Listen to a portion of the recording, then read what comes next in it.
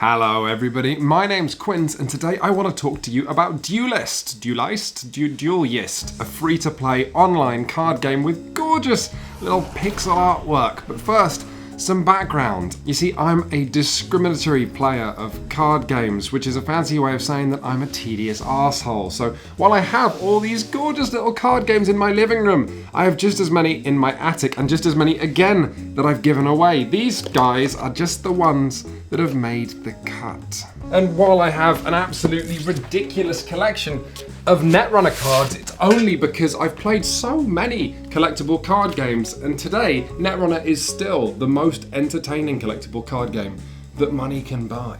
Now, picture the scene. I'll be in a cool pub with my cool friends and they'll say, "Quinns, I've heard so much about Hearthstone. Do you play Hearthstone?" And I'll say, "Wow, what a fascinating question. I wanted to like it, but I bounced off it. The interface and production values are first rate, but compared to other card games I play, it doesn't offer as many interesting decisions. And while the developers are getting experimental now, I feel like they're trying to do their best within the hugely plain structure that the game launched with, and now there's no getting rid of.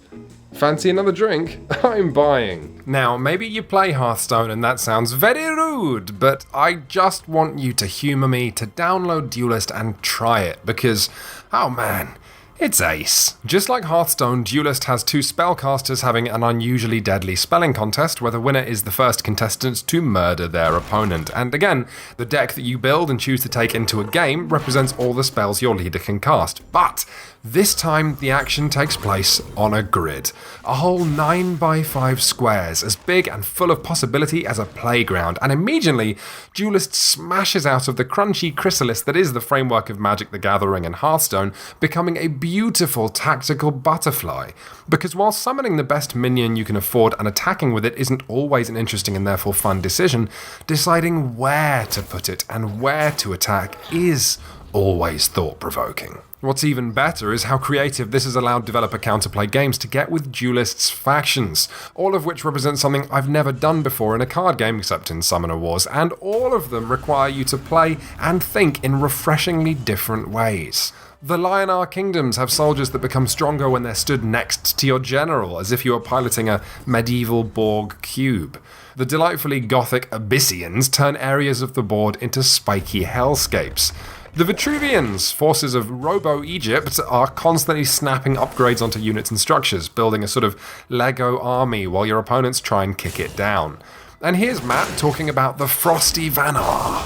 Now I play as Vanar, which basically means I'm an ice bastard. They start out over there. The aim of my game is to get all of my troops over to that side, over here, because then, when they're on the enemy side, they do loads more icy damage.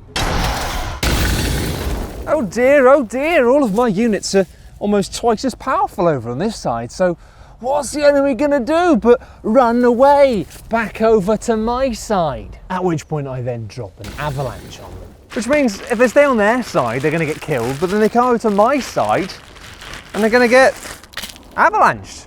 And that's how every game of Duelyst pans out, and why I always win! Except when I don't, it often doesn't work, which is why I'm doing this with soft toys rather than B-roll, but man, what a game! In case this surfeit of vision doesn't excite you, let me lay it out for you. Whatever faction you pick, seeing how they interact with a different deck archetype is fun. But if you're anything like me, you won't be able to try just one faction, and that's maybe the biggest reason that Duelyst is so troublingly Moorish. The moment you're bored, you grab a different deck, and now you're playing a different game. On top of all of this invention, Duelyst makes one final tweak to the formula. Buckle up, because we're going to take a quick detour into Mathstown. In addition to the single spell you draw each turn, you always have the option of picking one card in your hand and replacing it with a random card in your deck, which is, hey, guess what? Another interesting decision. When a game begins, replacing cards means determining which card in your hand is the least useful based on what the board state will be like whole turns from now. But it just gets more and more exciting as the game goes on, because when you've only got one or two spells left in your hand, guessing whether you can throw one away and get a better one is arcane Blackjack. But better than just being another lever for you to pull, this card replacement system keeps all the fun of the luck of the draw in a card game, doubling your chance of top decking into that card you desperately need or drawing into garbage and cursing your luck. But also what this does is mitigate the chance that bad luck will determine the course of your game. Through this one idea, every game of Duelyst has more crazy bullshit while ensuring the better player wins. That's real magic. What else? Oh yeah, it looks gorgeous. Hundreds upon hundreds of delicious-looking pixel creatures, each with their own attack animation and sound effects, with another 100 arriving yesterday, actually, in the game's first huge expansion, which, in a very cool indicator of things to come, introduces a mechanic I've never seen anywhere. Battle pets are a new kind of minion that offer great stats for their costs, with the slight drawback that you can't control them, and instead they run on predictable AI. Now, maybe you're sat there thinking, Quinns, it's a free-to-play card game. It can't be that good. Listen, Matt and I both got the new Deus Ex this weekend. We're both massive fans of that series, and we both ended up stopping playing it so we could play more Duelyst. Here's another way to think about it. It's not just that Duelyst knows where to innovate and that it's good at innovating, it also knows exactly where to sit stock still. The user interface, unlock progression, and shop, for example, are just Hearthstone. By all means, Blizzard, spend millions of dollars until you can shunt players around the different corners of your game in an astonishingly smooth digital bobsleigh run. Duelyst then does the smart thing and steals this, adding to this framework only when it's completely safe, like funny stickers, so that in this game, just like in real life, I can communicate exclusively through crying and kisses.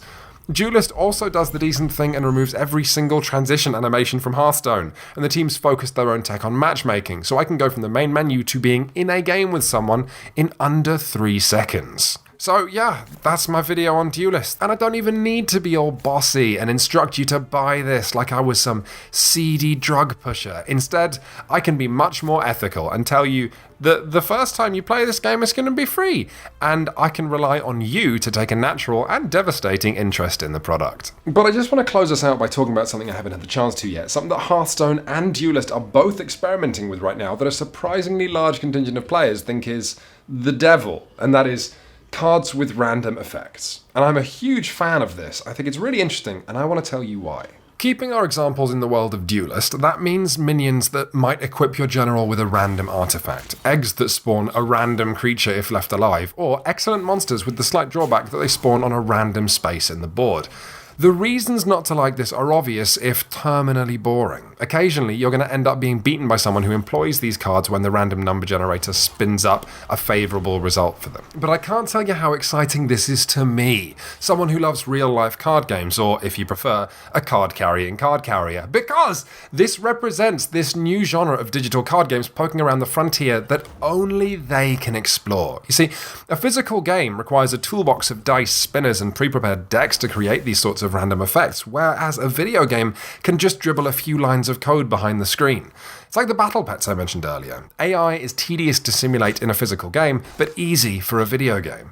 If the world is a just and fair place, expect to see digital card games exploring more of this territory that only they can do, and it is exciting shit for me. But mostly, I just want to do a public service announcement right now, telling you guys that randomness is not a bad thing. I mean, obviously it's not. Randomness is the thrilling engine that powers all deck-based games in the first place, where you have no idea what cards you'll be dealt. Randomness also creates unusual board states that players have never seen before, which is interesting, and then it forces you to adapt to what's in front of you, as opposed to following the game plan you went in with, leading to, hey, guess what? Decisions. And decisions are, as you will know if you read my work on Shut Up and Sit Down, the foundation of any good card game. Right, we're done here. This is usually the bit of the video where I put in a pithy epilogue that makes you think, except instead I'm just going to tell you to go and download Duelyst, because it's going to make you think more than I ever could. I'm just going to play some more Duelyst now. Bye. I won! Victory! If you like supporting cool ghosts having victories on the internet against other people, what am I talking about? If you like the work that we do, making videos, finding games that we think are worth bringing to you guys, like a sort of house cat, bringing home the corpse of games and going, you're my master, please enjoy this dead game. You can support the work we do by going to patreon.com/coolghosts and throw us like $1 a month, and for that we'll keep bringing you cool stuff and victories. Thanks for watching, everybody.